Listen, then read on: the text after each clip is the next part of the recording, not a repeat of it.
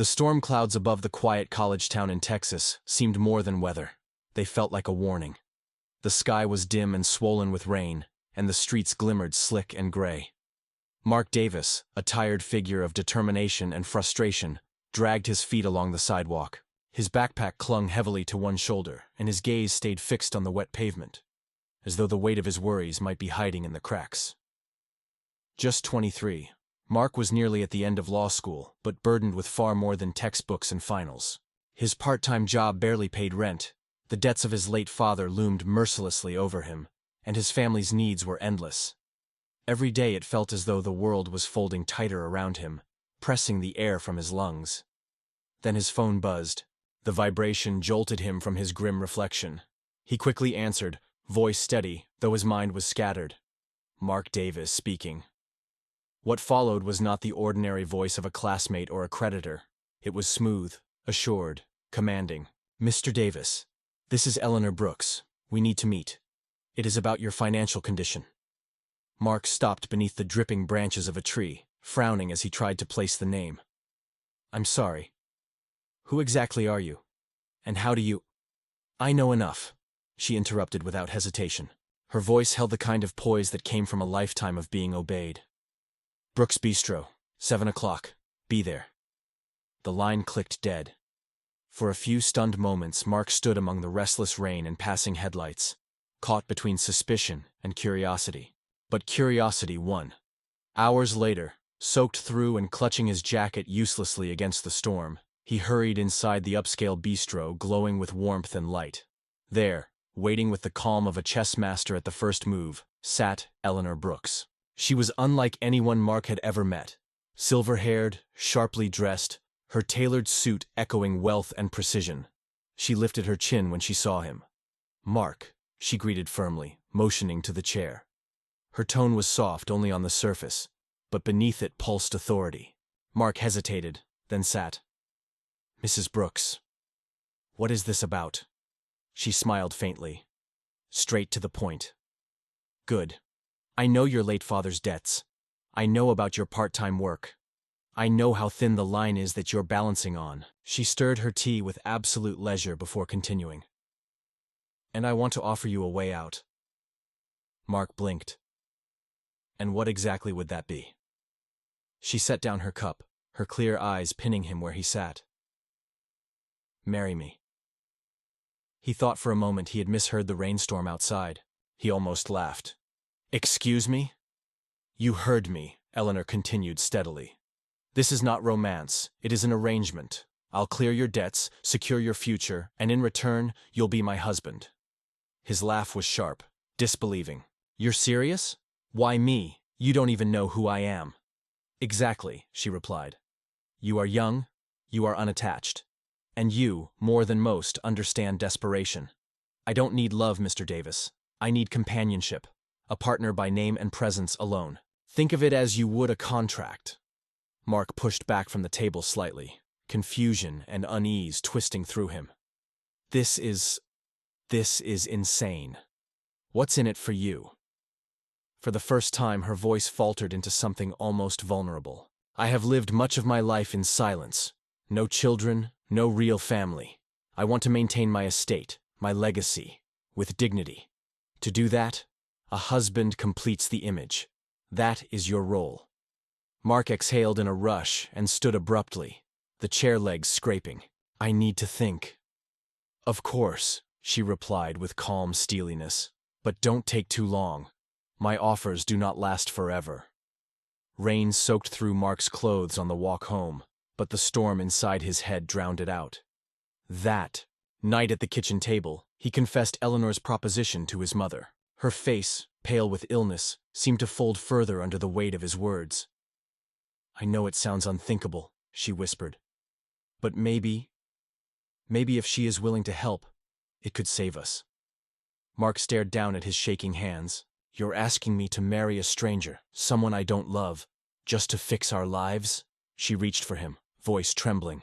I'm not asking you to fall in love, Mark. I'm asking you to survive. For me, for your sister. To save us. The next morning, he sat at the bistro again. Eleanor didn't even glance up as he arrived, tapping her tablet calmly.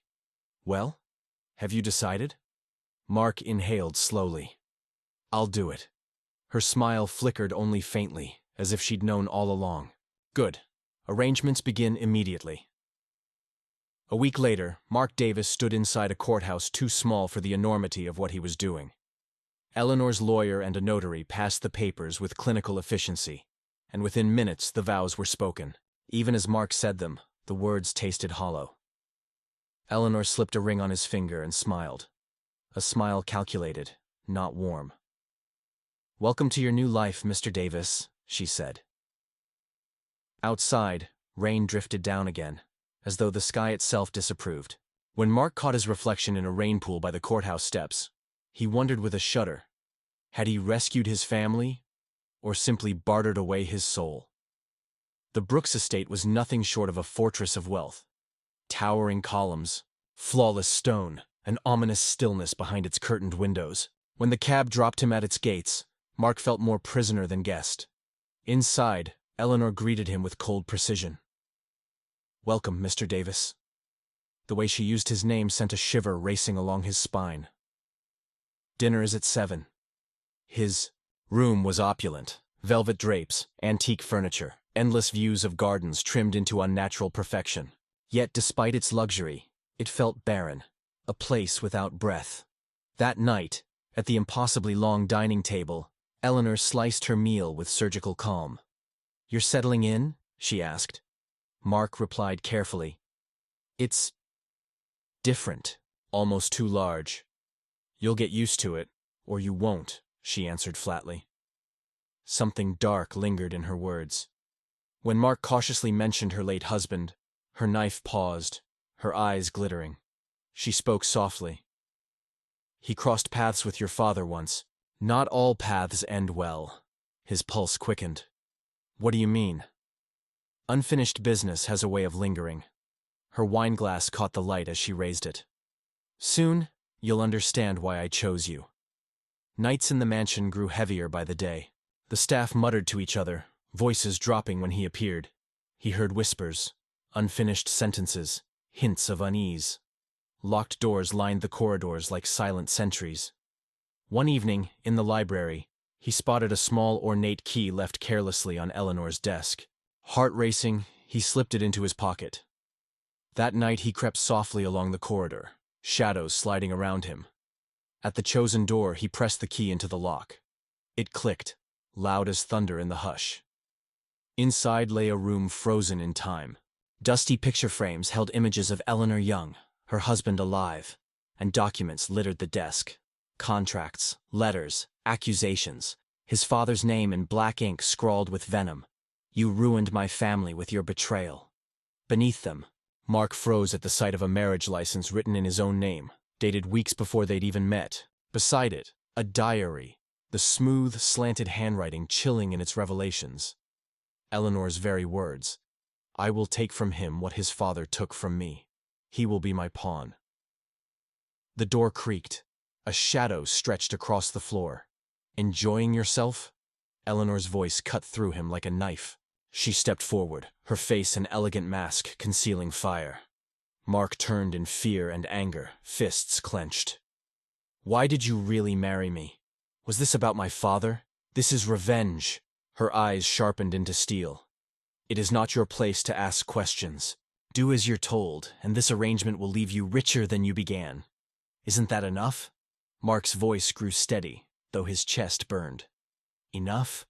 You lied, manipulated, controlled me. All along this was never about us. This isn't love. This isn't anything real." His hands curled into fists, his words echoing through the dusty chamber. "This isn't a marriage. It's a trap." Eleanor's lips curled into a faint smile. "One that didn't reach her eyes a trap is. It may be you should have thought twice before signing those papers." She stepped closer, her tone venomous. "You may think you're smart, Mark, but you're just like your father, blind to the damage you cause until it's too late." Mark glared at her, the weight off his father's legacy crushing him anew. "If you hated him so much, why take it out on me? I had nothing to do with what he did to your family." Eleanor stared at him for a long moment, the silence stretching like a taut string. Finally she turned on her heel.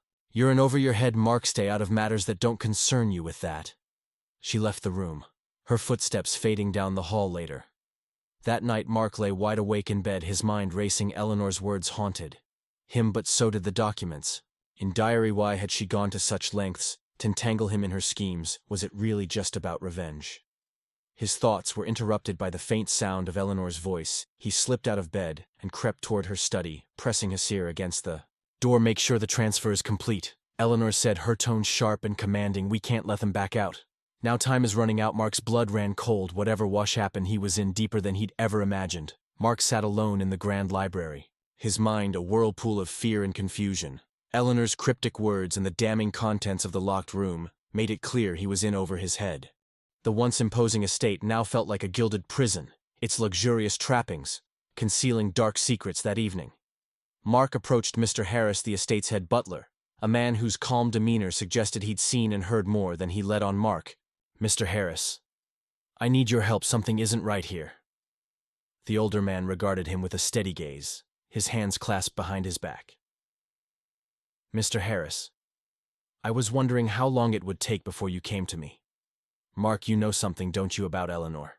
About all of this? Mr. Harris hesitated before speaking. You're not the first young man to be drawn into Eleanor's world, Mark. She's clever, resourceful, and ruthless when it comes to her goals. My advice, watch your back. Mark's chest tightened. Why are you still here if you know what she's capable of? Mr. Harris's expression softened, a flicker of regret passing across his face. Some of us don't have the luxury of walking away determined to find a way out. Mark began devising a plan. He reached out to a trusted friend from law school, Peter, under the guise of catching up. Mark. Peter. Hypothetically, if someone signed a contract under coercion or false pretenses, is there any way to evade it? Peter. Hypothetically. Yes, but it depends on the evidence. Why are you in some kind of trouble? Mark deflected. Just a class project I'm working on, thanks, man.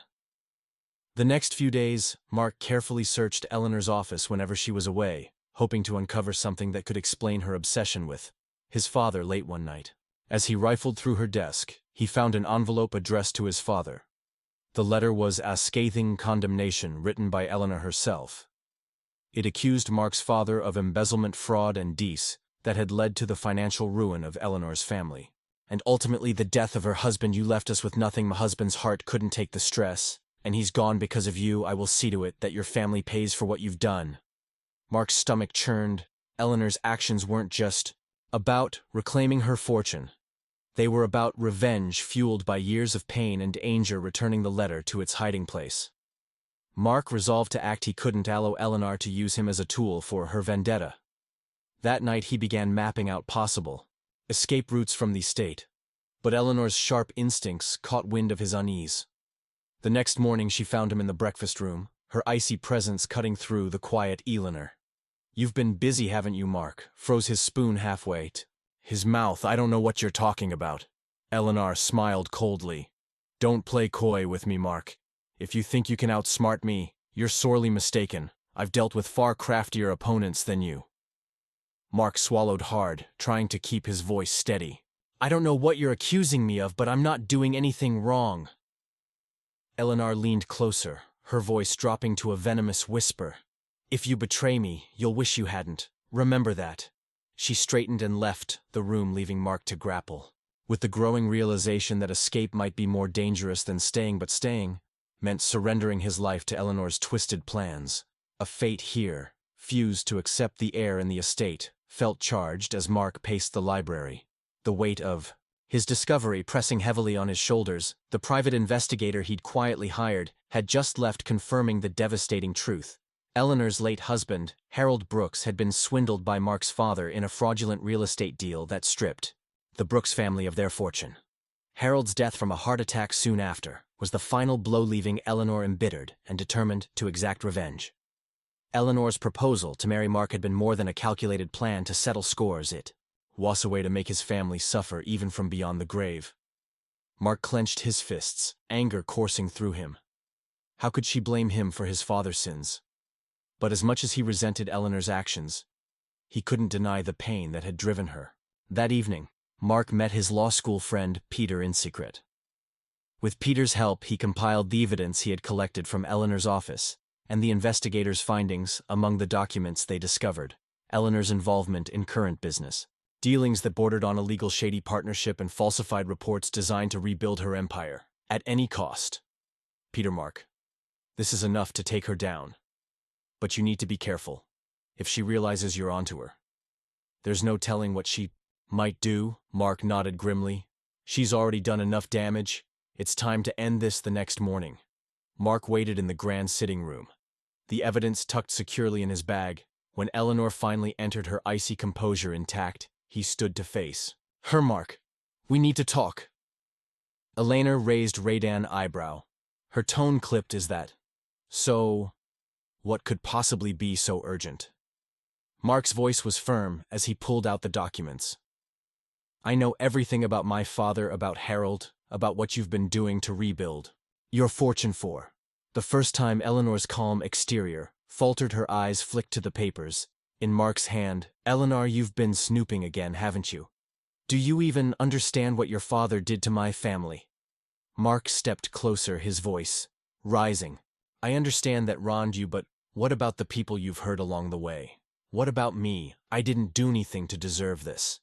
Eleanor's jaw tightened. And my family deserved to lose everything. My husband deserved to die of stress and heartbreak, while your father lived comfortably. Don't talk to me about fairness. Mark's hands shook as he held up the evidence. Revenge won't bring him back, Eleanor, and it won't undo what happened. You've spent your life consumed by this, hurting innocent people, ruining lives. When does it end?